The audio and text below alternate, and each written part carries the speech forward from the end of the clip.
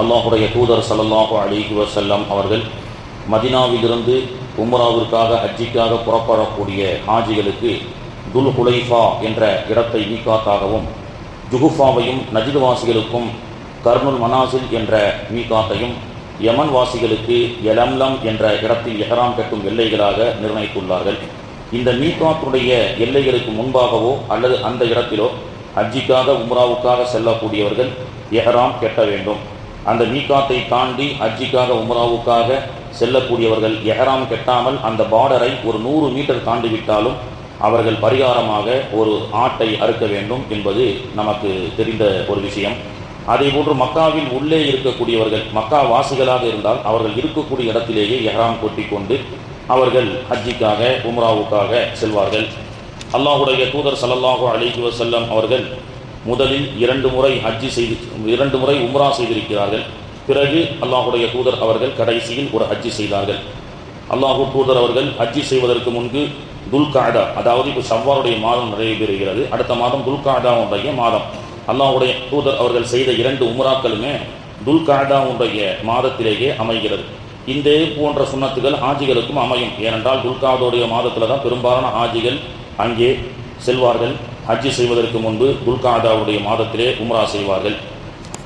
அல்லாஹுடைய தூதர் அவர்கள் சொன்னார்கள், மஸ்ஜிதுல் அக்ஸா, ஜெருசலத்தில் உள்ள பைத்துல் முக்கத்தஸ் என்னும் புனித பள்ளிவாசலில் இருந்து எஹ்ராம் கட்டிக்கொண்டு மஸ்ஜிதுல் ஹராம் என்னும் காபாவை உள்ளடக்கிய புனித பள்ளிவாசல் வரை யார் எஹ்ராம் அணிந்து ஹஜ்ஜோ அல்லது உம்ராவோ செய்கிறாரோ அவர் செய்த முன்பின் சிறிய பாவங்கள் அனைத்தும் மன்னிக்கப்படுகிறது அல்லது சொர்க்கம் அவருக்கு கடமையாக்கப்படுகிறது. அல்லாஹ் இந்த பாக்கியத்தையும் நமக்கு தருவானாக.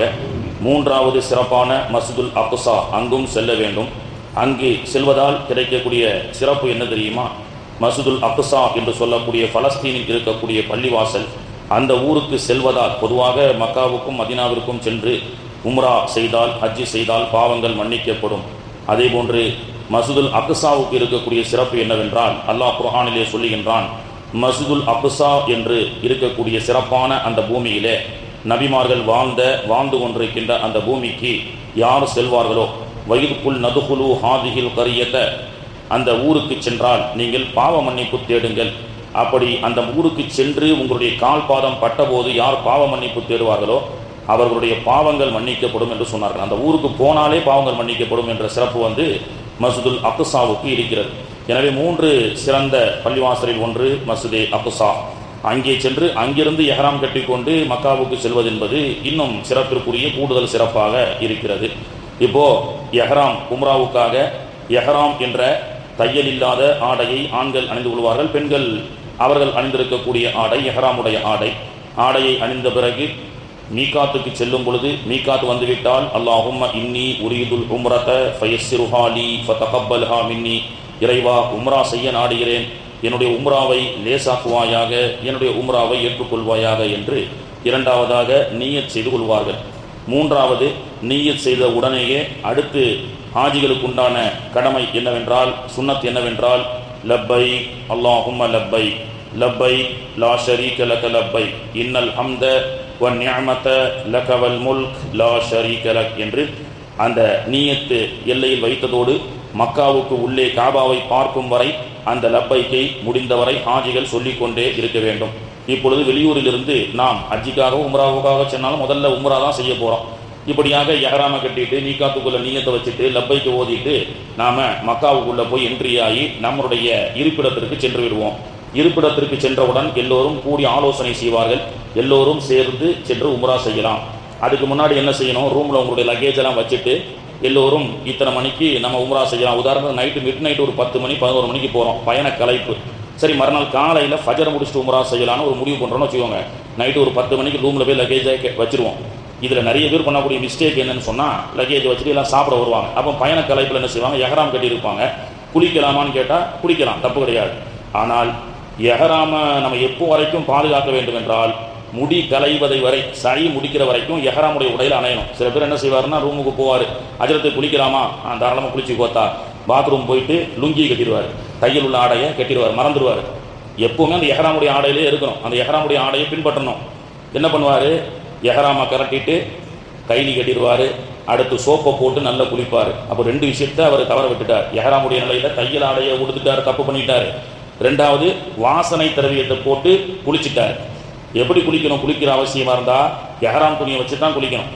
ட்ரெஸ்ஸு மாற்றுறதா இருந்தாலும் எஹ்ராம் தான் மாற்றணும்.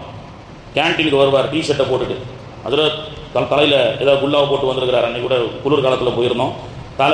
தலைக்கு மேலே குல்லாவை போட்டு வந்து டிஷர்ட்டை போட்டு வந்து கேன்டீனில் உட்காந்துருக்காரு. என்னத்தா இது, 10 மணிக்கு தானே உமரா போனோம், எஹ்ராம் அப்போ போகும்போது மாட்டிக்கலான்றாரு. கிடையாது, எஹ்ராமை மாட்டிட்டா தையல் உள்ள பனியனை கூட போடக்கூடாது, போட்டால் முடிஞ்சு போச்சு.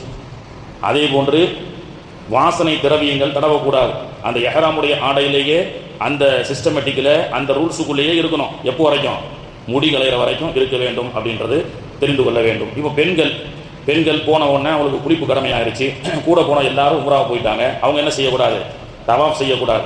அப்போ பெண்கள் குளிப்பு கடமையான நிலையில் நீயத் வைக்கலாம், லப்பைக் சொல்லலாம், மக்காவுக்குள்ளே பார்டருக்குள்ளே போகலாம், எல்லாமே செய்யலாம். தவாஃப் செய்யக்கூடாது அப்படின்னு ரசூலுல்லாஹ் சொன்னாங்களா இல்லையா? அவங்க ரூம்லேயே அப்படியே உட்காந்து லப்பைக் ஓதிக்கிட்டே இருக்க வேண்டியது தான். அவங்களும் வாசனை திரவியங்களோ அந்த எஹ்ராமுடைய நிலையில் 2 நாள் 3 நாள் ஆற வரைக்கும் அந்த எஹ்ராமுடைய அந்த நிலையிலேயே இருந்து கொண்டு லப்பைக் ஓதி கொண்டு ரூமில் ரெஸ்ட் எடுத்துக்கலாம். மீண்டும் அவங்க சுத்தமான பிறகு ஆயிஷா பள்ளிக்கு போய் குளிச்சுட்டு வரணுமா, ரூமில் குளிக்கணுமானா ஆயிஷா பள்ளிக்கு போக வேண்டிய அவசியம் இல்லை. ஏன்னா அவங்க எஹ்ராம் கரண்ட்டில் தானே இருக்கிறாங்க. அப்போ ரூம்லேயே குளிச்சுட்டு மீண்டும் அவர்கள் பெண்கள் என்ன செய்யலாம்? இருக்கிற ரூமில் குளித்து சுத்தமாகிட்டு அவர்கள் தவாஃபுக்கு செல்லலாம். புரியுதா? சட்டம் புரியுதா? இன்ஷா அல்லாஹ். இப்போ இந்த எஹ்ராமுடைய கரண்ட் நிலையிலேயே பெண்கள் 3 நாள் 4 நாள் இருந்து கொண்டு குளிச்சு விட்டும் சொல்லலாம். நாம் ஆஜிகளாக இருக்கிறவங்க திடீர்னு ஆண்களே எடுத்துக்கொள்ளுங்களேன், போறாரு 110 டிகிரி ஜுரம் அடிக்குது, அவரால் உம்ரா செய்ய முடியல, ரெஸ்ட் எடுத்துக்கலாம். எப்படி ரெஸ்ட் எடுக்கணும்? அந்த எஹ்ராமுடைய ட்ரெஸ்ஸில் இருக்கிற நிலையிலேயே ரெஸ்ட் எடுக்கணும். அவர் டிஷர்ட்டை போட்டுட்டு இது பண்ணால் தைலம் போடலாமான்னா போடலாம், பிரச்சனை கிடையாது. ஆனால் அந்த எஹ்ராம் அந்த ரூல்ஸ் அண்ட் ரெகுலேஷன் நீயத் வச்சுட்டாரு, லப்பைக்கு ஓதிக்கிட்டு இருக்கணும். எஹ்ராமுடைய அந்த ஆடையை அவர் என்ன செய்யணும்? அந்த ஆடைக்கு உண்டான ரூல்ஸை ஃபாலோ செய்யணும். 3 நாள் இல்லை, 5 நாள் இல்லை, 10 நாள் இல்லை, அப்படி அதுக்கு பிறகு நம்ம தவாஃப் செய்கிறதாக இருந்தாலும் அந்த ரூல்ஸ் அப்படியே ஃபாலோ பண்ணிட்டு இருக்கணும். இப்போ காபத்துல்லாவில் போய் எப்படி உம்ரா செய்வது அப்படின்ற அடுத்தடுத்த வழிபாடுகளை எப்படி செய்கிறது அப்படின்றத இன்ஷா அல்லாஹ் அடுத்தடுத்த பயான்களிலே பார்க்கலாம்.